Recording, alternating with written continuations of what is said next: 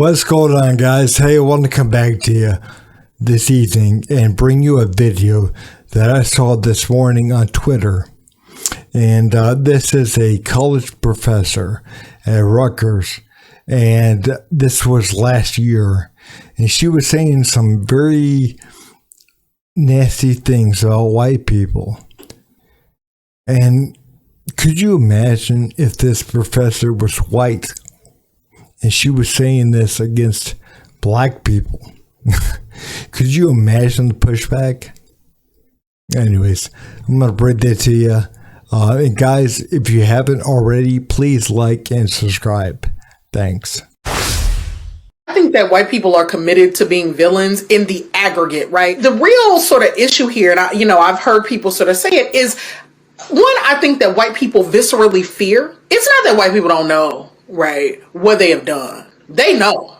They fear that there is no other way to be human but the way in which they are human, which is to, so, like you talk to white people, and whenever you really want to have a reckoning about it, they say stuff like, it's just human nature. If y'all had all of this power, you would have done the same thing, right? And it's like, no, that's what white...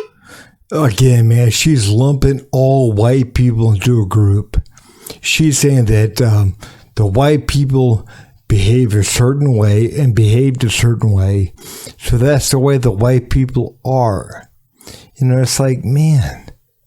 Humans did. White human beings thought there's a world here and we own it. Prior to them, black and brown people have been sailing across oceans, interacting with each other for centuries without total subjugation, domination, and colonialism. We have seen what a show this iteration of treatment of other human beings means, and that my hope is that we would do it differently, in the moments when we have some power. We will not do it perfectly, but I do think that all of us can sort of agree that a politics that says like there are superior and inferior human beings just isn't the way to...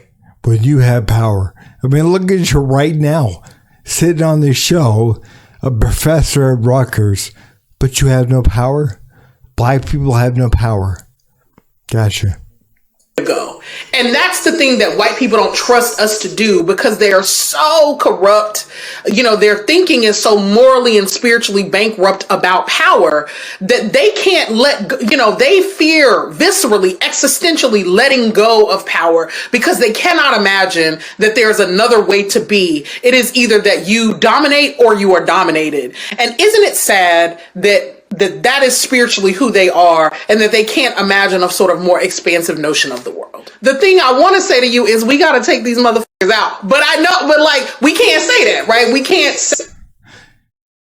Really? Really?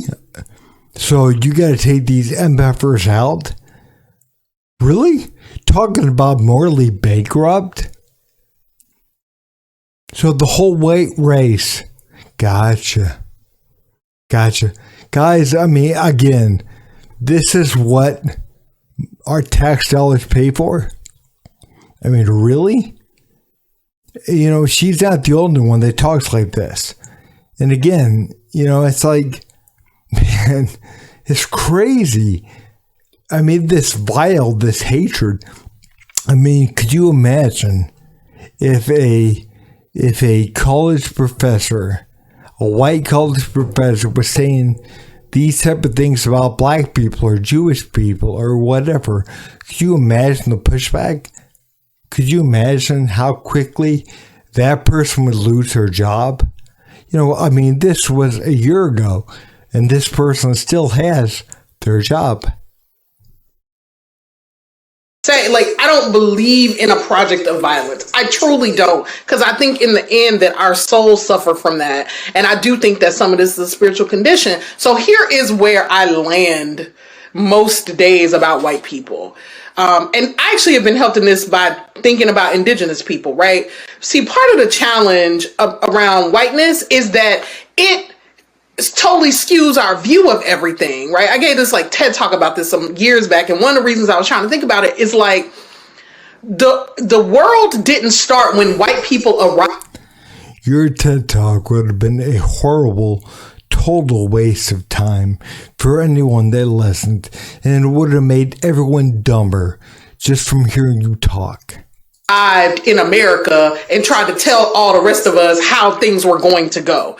There were people out here making worlds, Africans and indigenous people being brilliant, and, libraries and inventions and, vibrant notions of humanity and cross-cultural exchange long before white people showed up being raggedy and violent and terrible and trying to take everything from everybody. Not infinite and eternal, right? They ain't gonna go on for infinity and infinity. And that's super important to remember, that white colonialism and imperialism has a beginning. And in my way of thinking about the world, that means it has an end.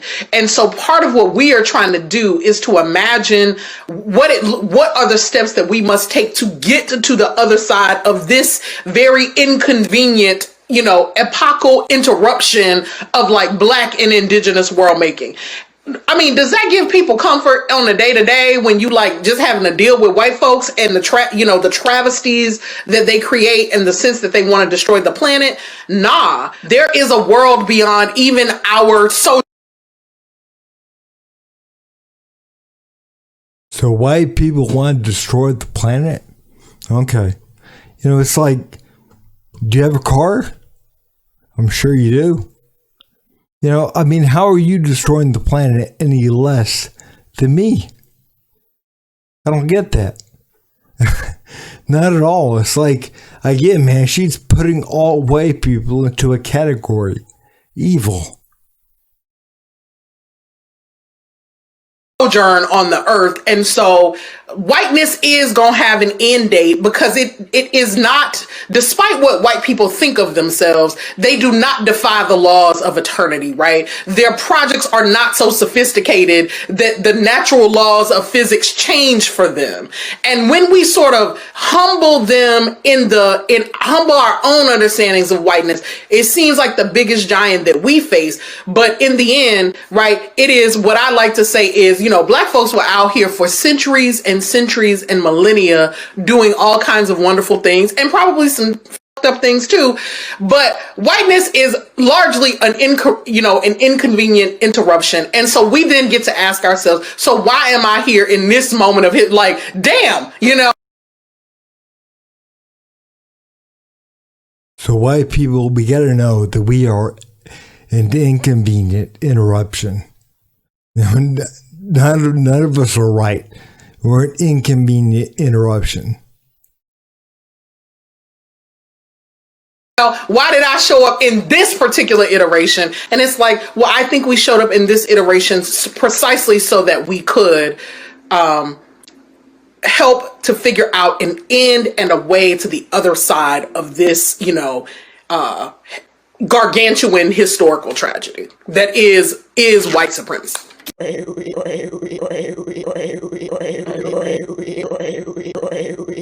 You son of a